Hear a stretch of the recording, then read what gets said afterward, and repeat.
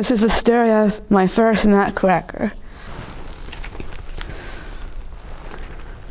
One Christmas Eve long ago, two children peeked through a keyhole to watch their parents trim the tree. At last, the door opened. "Clara and Fritz, come see," the mother called. The tree sparkled from tip to trunk with delicious candy treats. Clara touched a spun sugar fairy that winked in the candlelight. Soon after, guests arrived for a grand Christmas party. Merriment filled the house. Suddenly, an old man wearing a cape as black as raven's wings swept into the room. Children shrank back in fear, but not Clara. "Godfather Drosselmeyer," she cried. The old man lifted her into his arms. Snowmelt kissed her cheeks. "I have something for you." He handed her a wooden toy soldier. "He's wonderful," said Clara. "He's ugly," said Fritz. "He's full of surprises," said Godfather Drosselmeyer. He showed the children how the doll could crack nuts between its teeth. "Let me try." Fritz yanked the nutcracker from Clara's arms. Crack! Its head hit a wall. Its jaw broke in two. "Oh no!" Clara cradled her broken toy and wept. Godfather Drosselmeyer dried Clara's tears with his handkerchief. Then he tied the cloth around the doll's head. "He'll be fine by morning." The party ended. Parents bundled up their sleepy children and took them home. Clara tucked her nutcracker into a cradle beneath the tree and went to bed. When the house was still, Godfather Drosselmeyer stole back inside with gentle fingers. He untied the handkerchief and shook it. Clara's tears turned to shimmering dust and floated from the folds. "At midnight, let the magic begin," he whispered, and he vanished into the night. As the clock inched toward midnight, Clara tiptoed down the stairs. She picked him up and lay beside him on the sofa. "I'll keep you safe," she whispered. She fell asleep just as the first bells chimed. Shadows stirred. Mice the size of men crept from the corners. Their Mouse King led them on silent feet toward the Nutcracker. Suddenly, the Christmas tree blazed with light. Clara awoke. She saw the mice and screamed, "Ah!" And the Nutcracker's eyes flew open. He leaped up and drew his sword, leading his army of toy soldiers. The mice charged, sword flashing. The brave Nutcracker cut them down one by one.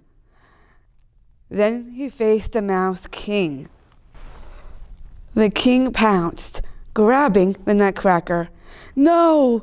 Clara threw her slipper at the king's head. The king dropped the Nutcracker with a mighty thrust. The Nutcracker buried his sword into the wicked beast's belly. The king fell to the floor and lay still. The Nutcracker lifted the king's crown high above his head. The air shone with moonlight and magic. Suddenly, a handsome young man stood where the Nutcracker had been. "Who are you?" Clara said. "I'm a prince." The Mouse King imprisoned me in the body of an ugly toy. Your godfather rescued me. Your kindness and bravery broke the evil spell. He placed the crown on Clara's head. Magic swept over her, changing her nightgown into a dress fit for a princess. At that moment, a gentle voice called to them from outside, "Come." It beckoned Clara, and the prince stepped into the snowy night. A soft breeze swept them up and carried them far, far away to a magnificent castle. "Welcome," said the beautiful woman in their doorway. "I am the Sugar Plum Fairy." Clara stared. It was the fairy from her tree, and around her were all the other candy decorations come to life. The fairy smiled.